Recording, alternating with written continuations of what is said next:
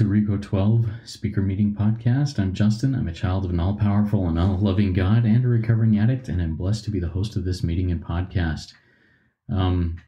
Today, I get to issue a mea culpa. Again, this is the second time in 157 meetings that this has happened where I recorded an entire meeting, or I didn't record an entire meeting. We hosted an entire meeting, and when I closed it out, I realized that I never hit record. So, this is me issuing a mea culpa to the audience here. I've already had the conversation with Anita H, who did just a really good job sharing her experience, strength, and hope on her topic of choice, which was staying strong through the cravings. So anyways, I'm going to do a quick intro reading, and then I'm going to try and do a little summary of it and maybe a little insight of my own so that we have some experience, strength, and hope posted here, even though I will be doing it secondhand from what Anita H shared with us. So anyways, here's the business of the meeting. RECO12 is an organization with the mission of learning and sharing the similarities of addictions of all kinds and gaining and sharing tools and hope from others who are walking a similar path. We come together from all places, faiths, and backgrounds to gain tools and hope from others who are walking a similar path. Speakers from our past meetings have represented so many fellowships, addictions, and afflictions, and we look forward to continuing to add to the diversity of speakers and backgrounds. If you come from a fellowship that you have not heard before and you have something to share, some experience, strength, and hope, please reach out to me, RECO12pod@gmail.com, and we'll set you up to be a future speaker. Today's speaker for the 157th meeting was Anita H, whose topic was staying strong through the cravings. And it was very heartfelt. It was very good. She spoke from the heart, and she was very courageous. We learned in that a little bit that I will fill you in more on here in just a minute. I'm going to do a little bit more business. So RECO12 Family of Recovery Resources recently added another program that will help the addict who is suffering out there. It's called RECO12 Shares. And RECO12 Shares is an open to anyone, anytime, or asynchronous, as someone told me earlier this week. Kind of a nerdy word, but I really like it. It's a shares-only, unaffiliated 12-step meeting. All are welcome to record a solution-based share that is uploaded to be part of a short 20-minute recorded recovery meeting available in podcast format anytime, anywhere. To listen to any of the 10 recorded meetings so far, or to learn more and to record a share of your own, please visit www.reco12.com/shares or click on the links in the show notes of this podcast. There are also a couple of other RECO12 Family of Recovery resources on the horizon that I'm super excited about. We should be getting more. I should be able to share more information on that here within, I'll say within two months. I'll be able to share more information on that, maybe sooner. Now, your donations and subscriptions are making all of this possible, as there are costs to all of them. And on that note, RECO12 is a self-supporting service. We appreciate your help in keeping us working our 12th step in this manner. We gratefully accept one-time contributions through PayPal and Venmo through the links in the show notes. We also have started a new monthly subscription program called RECO12 Spearheads.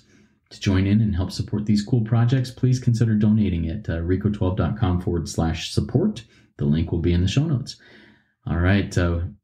This week, as I mentioned, Anita H shared the light reflected from her that inspires hope, meaning, worth, and growth in us, the listening audience. Fortunately, there were over 25 people in there that got to hear live her share.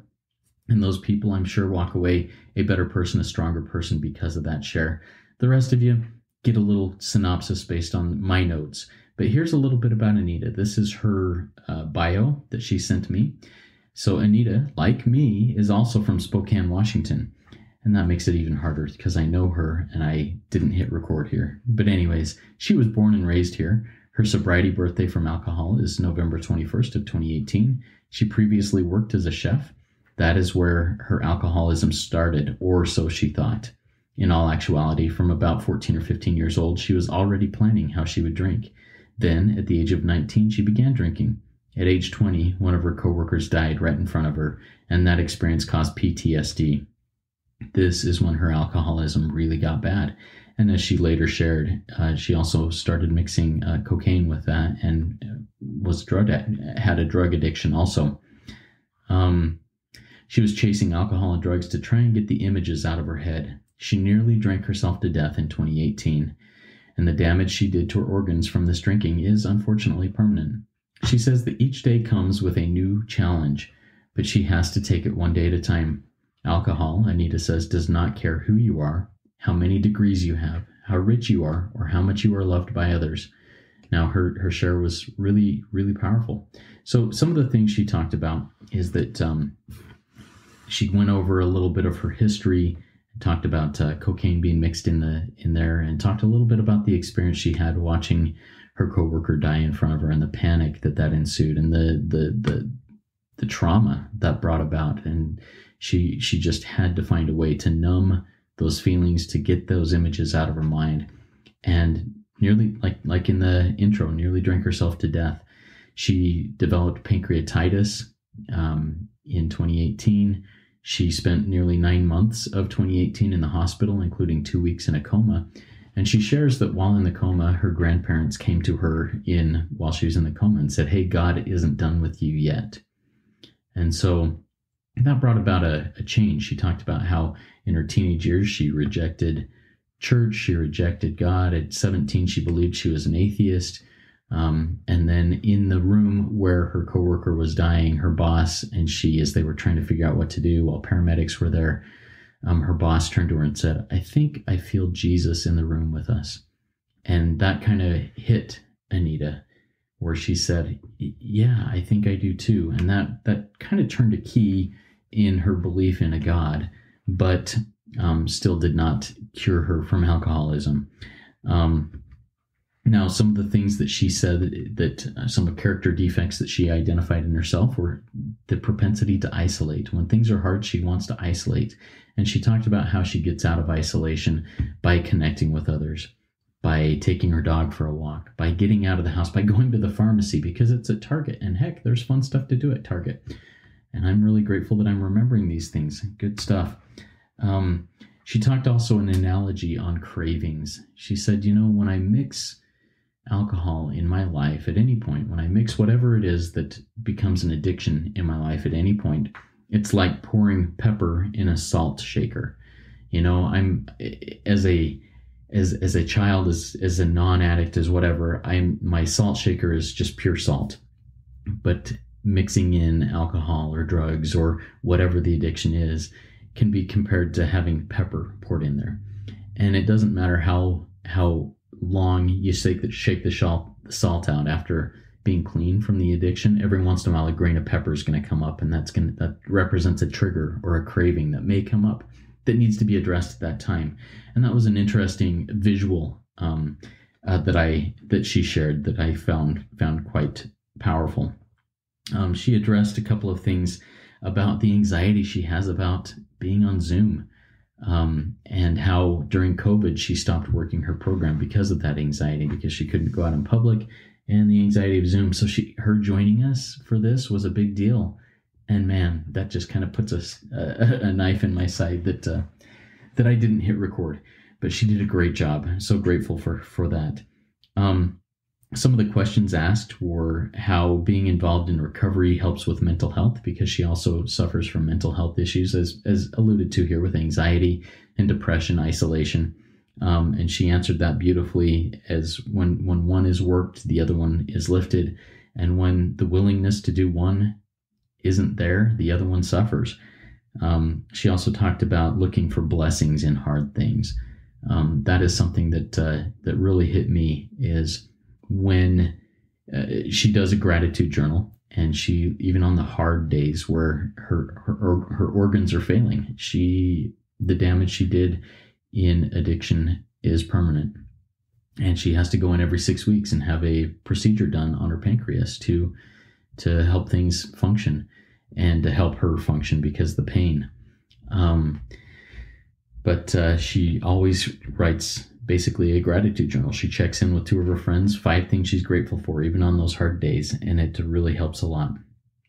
We had several other questions from the live audience that right now aren't coming to mind, but I just want to share once again, that as Anita shared her experience, strength, and hope on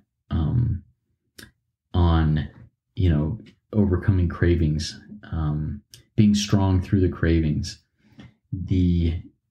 her love for herself. In fact, she said, I actually genuinely like myself. One of the questions asked was, how do you define not regretting the past nor wishing to shut the door on it? And she beautifully described how she recently had a creative writing assignment and was writing, hey, if I could go back and change anything, what would I change? And she started writing things. I would change this and this and this and this. And by the time she was done writing, she went, no, I wouldn't change any of it, because all of those experiences, negative and positive, have brought me to where I am today. And I would not have the ability to have the compassion and the helpfulness that I have now for others who are walking a similar path to me, had I not gone through those things. And that was a beautiful share also. Anyways, once again, I am sorry that I didn't hit record. Anita did a fantastic job, and we will just move forward, not regret the past, nor wish to shut the door on it. I think that's a good lesson here. Mistakes are made, imperfections happen, whether it's myself or someone else that does it. In this case, it's me that made that big mistake. And as painful as it is, as much as I want to beat myself up, God knew it was going to happen. He knew that I was going to forget to hit record, and he will make something good of this. And I have to own that and say, hey, I will not regret the past nor wish to shut the door on it, and trust that miracles will happen from this and from other opportunities that arise. We hope to have Anita back on sometime probably in the fall of this year to share her experience, strength, and hope, either on this topic or something new. We'll see what her higher power directs her to share on at that point. But until then, we're so grateful for your listen. This is a shorter and probably a little bit more boring podcast episode than you're used to, but I'm grateful to have this trial. I'll do my own little gratitude list. I'm grateful for the technology that is available to record speaker meetings like this. I'm grateful that even when I mess things up, that good things can come of it. I'm grateful for friends that I am creating and developing in recovery through this service and many other fellowships that I am part of.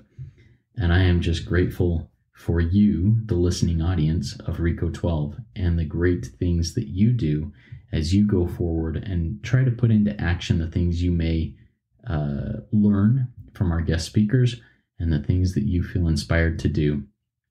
All right, here's the closer. And once again, I want to thank Anita, even though you didn't get to hear her voice here and hear her share. I hope I summarized some of it in a way that was helpful to people. It was a very good, great RECO12 weekly speaker meeting. And if you have any questions or anything that you would like to ask the RECO12 community, please consider joining our WhatsApp community by sending an email to RECO12pod@gmail.com, RECO12pod@gmail.com, and join in our community. Ask those questions, interact with others who are following the RECO12 podcast and being involved in these projects. Ask questions, answer other questions, get involved. If you were inspired and want to share something of your insights in a 12-step type share, please go to the RECO12 Shares SpeakPipe link and record your 2 to 4 minute share there. If you have not yet rated and reviewed the podcast in Apple Podcasts, please go do so now. It is a great way to work Step 12 and sharing this message with others. I invite the audience to come back next week. Next week, we will be hearing from Layla J., whose topic will be recovery essentials, honesty, open-mindedness, and willingness. I'm excited about that. And thanks again, Anita. Anita's launch-off prayer was the responsibility pledge. And I'll just go ahead and read that. This is the responsibility pledge. I am responsible. When anyone, anywhere, reaches out for help, I want the hand of AA always to be there. And for that, I am responsible. There is one who has all power. That one is God. May you find God now. Keep coming back, everybody. Let's trudge this road of happy destiny together. Work it. You are worth it.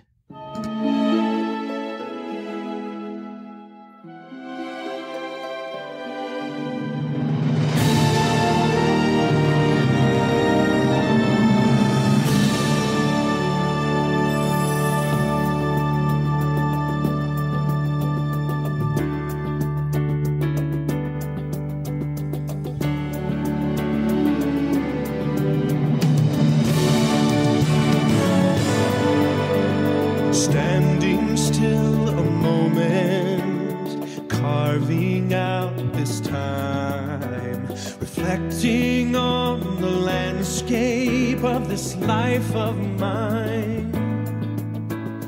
Peaks too high to conquer, streams too wide to cross, troughs too deep to walk through without incurring loss. Yet here I am, still standing tall, despite the rough terrain. One like me survived the storms and walked through wind and rain. Still standing, I will fight the good fight, still searching for glimmers of light, feet still on the ground. I can still be found, standing still.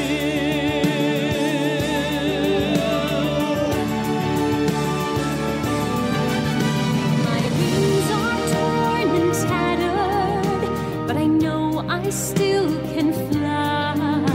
I may not soar unfettered, I may not rise too high. Recorded in the book of life and bind it with the seal